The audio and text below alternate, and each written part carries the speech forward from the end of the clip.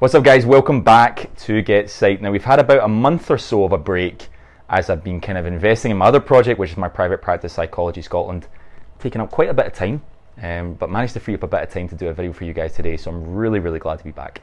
And this week we are going to be taking a look at mental health in elite sport.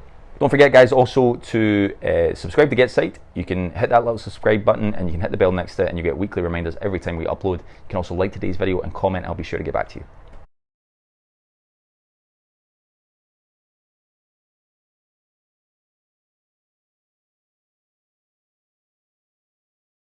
Now, I wanted to do this video on mental health in elite sport for a few very specific reasons. I think mental health in general obviously has gained traction as a topic of discussion, both in the media and in general over a number of years now.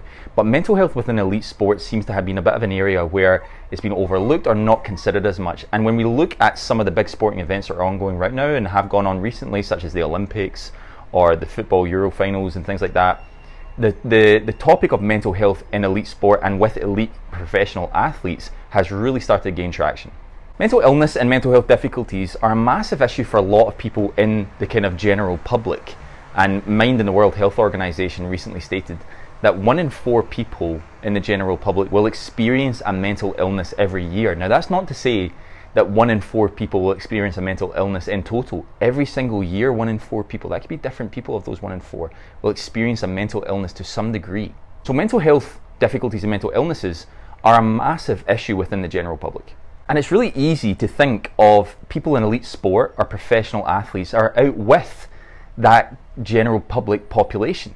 It's easy to think of elite sports people and athletes as having things such as money, fame, power, investing in a career that's fundamentally playing a sport, a lot of things that people do for enjoyment. So it's really easy to think of elite sports people as out with the general public of people that experience severe mental illness or mental health difficulties.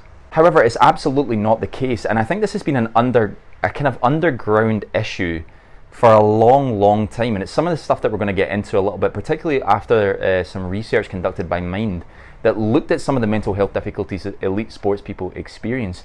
And this has really come to the forefront recently after individuals like Simone Biles or Naomi Osaka, who kind of pulled out of, I think it was the US Open, and also has had some subsequent difficulties with her mental health since then and before, and Simone Biles pulling out of the Olympics due to mental health difficulties. It's really shone a light on the mental health issues within elite sport that I think have been really in the shadows for a long time now. So what is the correlation between elite sport, professional athletes and mental illnesses?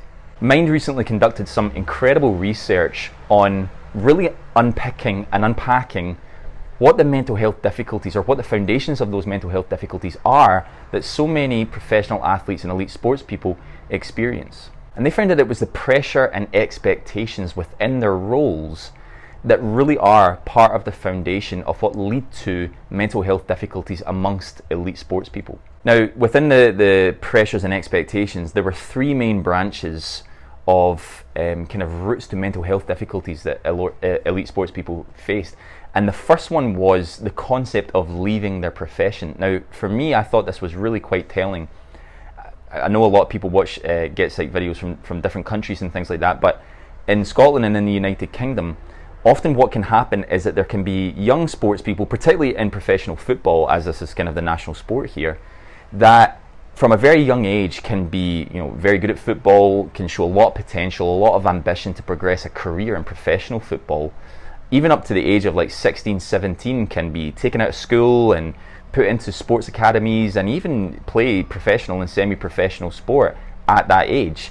But what subsequently can happen is, even though there's been an incredible amount of investment in that sport, an incredible amount of passion and ambition applied and work applied to that sport, young people at the age of 16, 17 can all of a sudden have their careers completely cut, because when they make it to that final step of going into kind of a senior adult league where the money is, where the careers are, they cannot make that final step. And it's not uncommon for that to happen. It's not uncommon for a lot of young people who are incredibly talented and gifted at sports like football to progress to a certain degree up to the age of 16, have a lot of investment, a lot of time dedicated to progression in a career in professional football, and then when it comes to that final step, just aren't able to make that.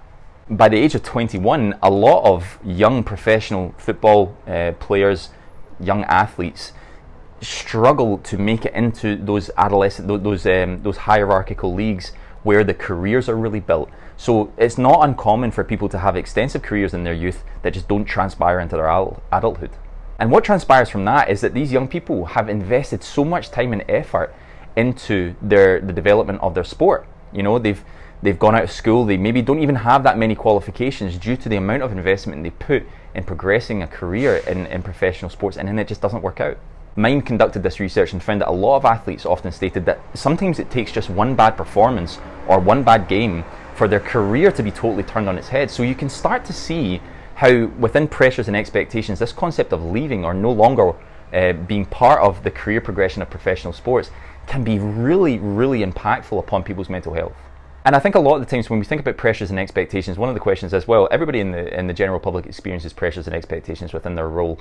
That's absolutely true, but not everybody experiences pressures and expectations that within a blink of an eye can completely turn their careers on their heads. And when these young players have put so much time into the development of a career in professional sports, and then it does turn on their head, they're actually not left with many other options. They maybe haven't got extensive qualifications elsewhere, they haven't got experience in other professions, and so when they come into their early adulthood, they can be really stuck. I think we can all see how that can lead to mental health difficulties within elite sports people. The other branch of these three components that was in pressure and expectations that Mind found in their research was the concept of retirement. And this was really interesting for me as well, because one of the key things that has happened, it sounds like, within professional sports athletes is a lot of the times retirement can actually happen very, very early on. It's not uncommon for people to retire in their 30s, even their early 30s. Some sports athletes can retire. That brings a lot of difficulties with it because, of course, you know, within professional athletes and professional sport, there's a lot of money to be made, but often that can come at the cost of, you know, an extravagant lifestyle. That money can run out pretty quickly. And so when people hit their 30s, sometimes they retire, they don't have the same kind of income that they had. And there's another component to this where they lose their identity. And that's often the case with anybody that experiences retirement. But you can understand how somebody in their 30s, even their early 30s, retiring from professional sports and then losing their identity of, well, who am I now? And, you know, I've got a full life to live in front of me, and what the heck am I going to do?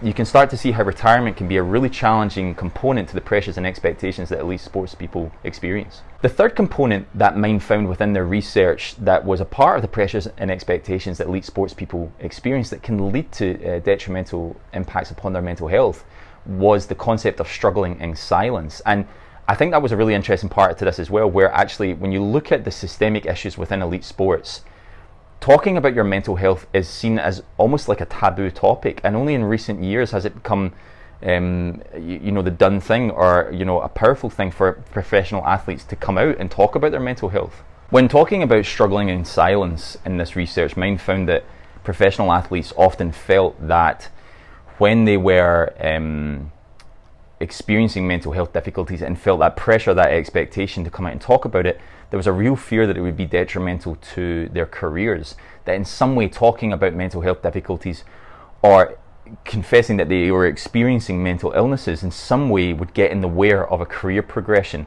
And I think that's got a lot to be said about the systemic issues within professional sports, where there's a lot of expectations for people to be both physically and mentally tough. There was another part to this that I thought was probably pretty accurate as well, was within elite sports, I think it sounds as if elite athletes feel that why should they complain? The concept of making a lot of money, or playing a sport for a living, or being famous, or having power in society seems to kind of cure all ills in the public perception, that in some way, because they make loads of money and they're playing sport for a living, that they shouldn't experience mental illnesses. And I think that's really naive and actually very detrimental, and I can see how that leads to a culture of struggling in silence that I think is really evident within elite sports professions, and can perpetuate this sense of mental health difficulties that are being more explored today. There have been some real developments in professional sports though to manage and assist with mental health difficulties of players in particular. The PFA really took a stand in mental health within professional sports people, within professional football, after the suicide of Gary Speed in 2011. and they created a kind of support network in order to assist with professional football players. They launched the National Counsellors Support Network, which applies things like a 24-hour helpline for professional footballers solely for them in order to talk about their mental health. And they also implemented things like mental health workshops and conversations. They also conducted a project where professional football coaches were going to be trained in mental health first aid in order to recognise the signs of mental health difficulties and be able to intervene appropriately in order to assist with the mental health of professional footballers. In my opinion though, and I reviewed a lot of the research there and some of the things that have happened, in my opinion, I feel like some of that is too short-sighted. So for me, like I used to play a lot of basketball. I played nationally for a while. I played in the States. I was in no way a professional athlete. I was nowhere near any of the standards that professional basketball players or football players play at today.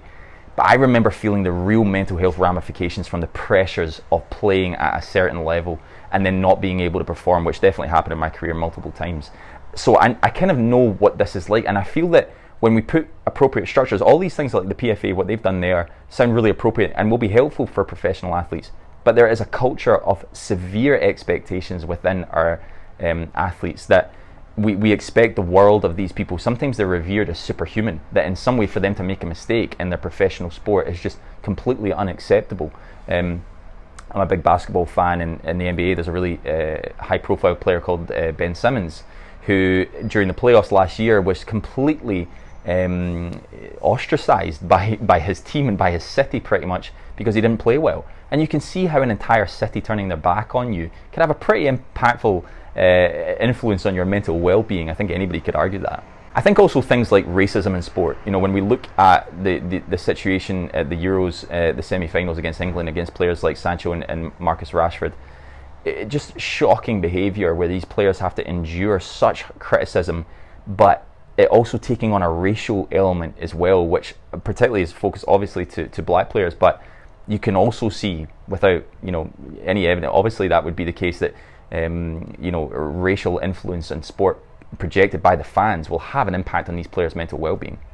So I think this is a bigger problem than we think. It has a lot to do with fans. It has a lot to do with how much we revere these athletes as well. And I think because we hold these athletes in such high regard, when they have a downfall, we contrast how much we revere with them with how much we hate them when they don't perform well enough. And that can lead to huge mental health difficulties for professional athletes, I think.